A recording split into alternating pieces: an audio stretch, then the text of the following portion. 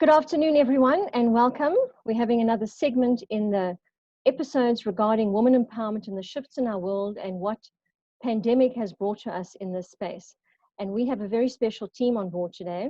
Have you ever heard of an education team that combines sales education and create their own mini university? We are with the head team, one of the head teams of Johnson & Johnson, and I'd like to introduce you to first, Jill. Jill, would you like to introduce who you are at Johnson & Johnson? Yes, thank you for the opportunity. My name is Jill and I head up the Education Solutions team, which is both inward and outward facing education. So we have an incredible team that educates our clinical sales specialists, and then we have just another incredible team that educates our surgeons. So we're all about medical education, and yeah, that's my honor to be able to head them up. I sign off their leave forms as I tell them. Great, thank you. Alzona, would you like to introduce yourself? Yeah, sure. My name is Elanza van der Mescht. I'm the clinical educator for wound closure and biosurgery on the commercial education side. So I head up education to our internal stakeholders, which is our sales representatives. Thank you.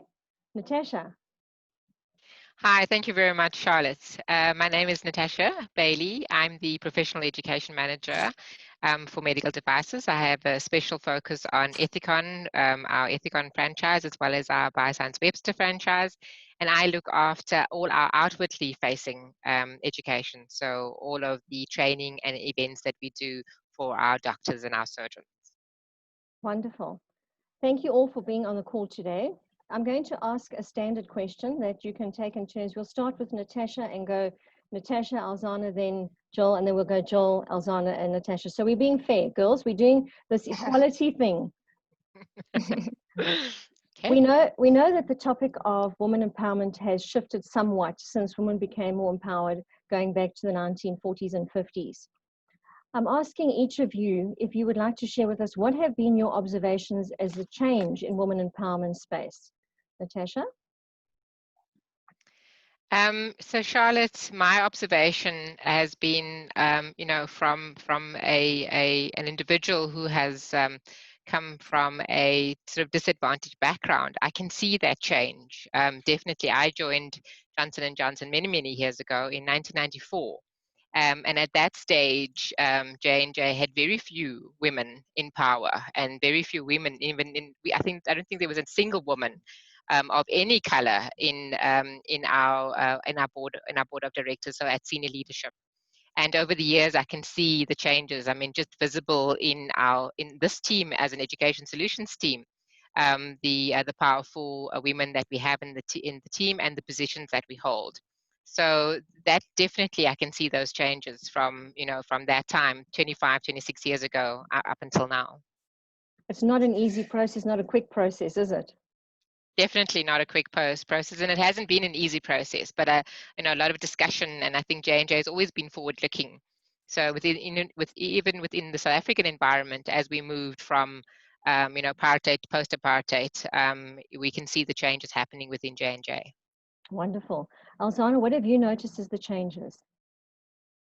So from my 13 years with Johnson & Johnson, there's been quite a few changes, and especially when it comes to diversity and inclusion and women empowerment. So for me, I've always looked up to somebody called Dawn Nathan Jones. I'm not sure if you're familiar with her, but she was part of the rental companies, and she actually stepped into a man's world. And she's South African, and she hustled very hard to get where she is today. And I think that sort of platform and bravery has given me, and a lot of probably other women like me, the courage to stand up and take our place at the table and be unapologetic about it. So for me, it is really, there's been significant changes, and it is really amazing to see that, because for once we can do what we can do best.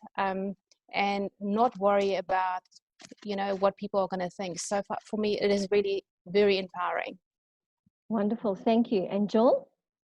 What's been yours? So I started my career in the fire department, and if there isn't a more male-dominated world, then I don't know what is. So when I think about women's empowerment, I don't think about being one of the boys. I think about being magnificently powerfully female, and doing the best that I can, and the best that I'm able to, without becoming one of the boys. And I have noticed a complete shift, that there is a for once we have a seat at the table, and it's a valued seat at the table, which I think is quite important. There's always been this, a woman needs a voice. I think we've always had a voice. I think that there's not a situation where these powerful women didn't just happen. They've always been there. But what's exciting for me is that a woman's voice is now listened to, and that's, I think, across every career, every opportunity, and certainly most successful businesses now, or those that have the edge, certainly have a strong, almost like a gender equality, if you like. And I think that's important, because I think each one brings their own special, unique brand of something. So yeah, I've seen a big change. Yeah, thank you. And Joel, who would you say has been your role model in your life as a woman? It's hard to say one particular person, and I'm not even sure that it's always been female. But I have an incredible sister who is an outstanding businesswoman, and I've always looked at her and thought, wow, she has never let adversity get her down, and she has been incredibly successful in everything she did. And she was also in a kind of man's world, in the hospitality industry, so she has been a big inspiration. I also have, and it's not an old sort of inspiration, but relatively new. Our previous general manager is also a powerful woman, in a space where she's dealt, I think, quite difficultly with some of the male-dominated spaces within medical devices. So she's another one that I look to for encouragement and inspiration. Thank you. Alzana, who's been your biggest inspiration in your life? Might be more than one. So, and no, it's as I was saying, definitely Dawn Nathan Jones.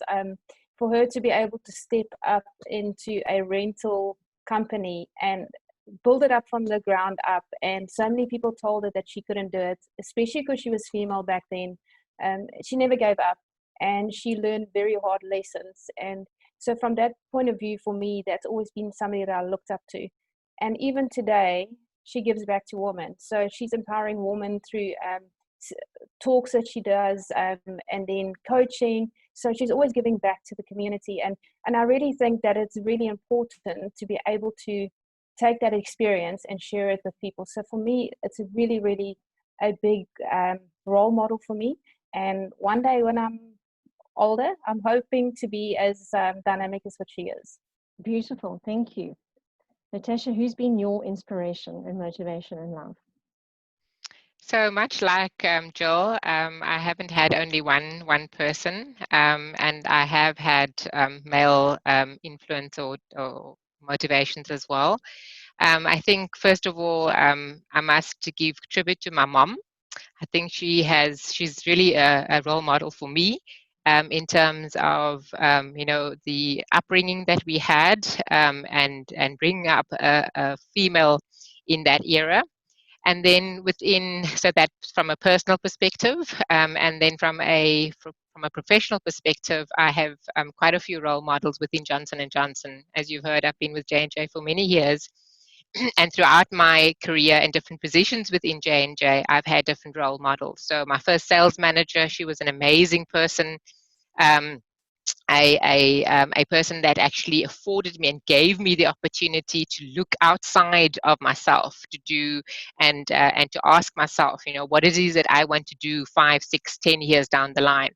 And then I've had some male sales managers and franchise directors that were inspirational, in terms of, again, pushing the boundaries, and looking and including females into conversations, so that I was, part of the change within J&J. I was one of the first female colored managers, as a product manager within Johnson & Johnson. And that was because I had an amazing franchise director at the time who was a white male, who pushed for that appointment. So I've had quite a few influences and motivators. Thank you. Thank you. So what I'm hearing is a common denominator between all of you and on many of the other interviews too, that there is an internal journey and there's an external journey that happens. So the external journey is often supported by whomever reaches out and will lend us that, let's do this together, how are you pushing yourself, how are you being courageous, your boundaries. And at the same time, there's an inner resilience and an inner choice to want to do more. Am I hearing that we're all on that same page? Yeah, I agree. Absolutely. So when a woman moves from talking out the box, when a woman moves from her early 40s, where she's been empowering herself her whole life and defining her empowerment as it's unique to her, it could be career, it could be as a parent, it could be anything. And she starts stepping into her, what I call the legacy years. We call them, I think they are the more purposeful years. A woman gets into her substantial substance years, adding more value. So going from being empowered to creating a legacy with that. If each of you have to consider, now we're all in different age groups. We don't have to say what age we are, but we're all in different age groups. If you had to say one thing to a young girl coming up to the ranks about being empowered, either in their personal capacity or in work, what would be the one thing you said to them? Natasha, you first. So the one thing that I would say to a young individual, and I'd need to speak obviously from a point of reference, so a person of color, is to never put a glass on your career or on your personal development. The sky's the limit, and that's a cliche, but like really take it on board to say that the sky is the limit, and there's never a glass ceiling for me. And I will become, and I will do what I feel that I need to do, and I won't be bounded and put into a box and say that I came from that particular part of our country. I have this kind of skin, I have this kind of hair, and therefore I am bound within this box. The sky's the limit. Really, you can do whatever you want to do, and that's something that I would encourage all young females. Wonderful, thank you. Alzana? So from me, I would probably say to them, just be brave, step up, and don't be scared to step into the role, responsibilities that you are given. You got there because you are enough. You don't have to change and be what one of the boys, like Joel was saying. You are enough, and just step into the boardroom, take a seat at your table, and just do what you do best. Thank you. Joel? So for me, it's two things. The first one is be intentional with your brand. And I think it's something that as empowered women and for the next generation of empowered women, it's taken quite a lot of work for the seat at the table. So my ask is for those that are up and coming, be intentional with your brand, understand what has come before you, and pave the way for those that come next. And we do that by not apologizing for who we are. So those are the two things that I would say: brand intentionality and never apologize for who you are. Thank you. So also one other point too that I noticed as well, we all spoke about who's empowered us, and I've seen this quite often. It's not only women that empower women, it's also men. So that seat at the table is becoming more and more available. And it's okay if there is no seat at a table, there is a seat at another table. It's finding the right table to sit at.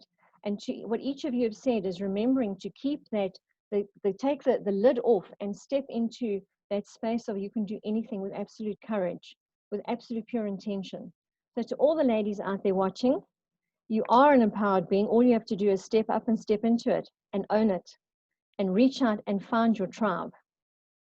Thank you very much, ladies, for your time and effort today. I appreciate it very much, and I'm sure the girls who watch us are going to love what you've said and shared with us. Thank you. Thank you. Thank you. Thank you.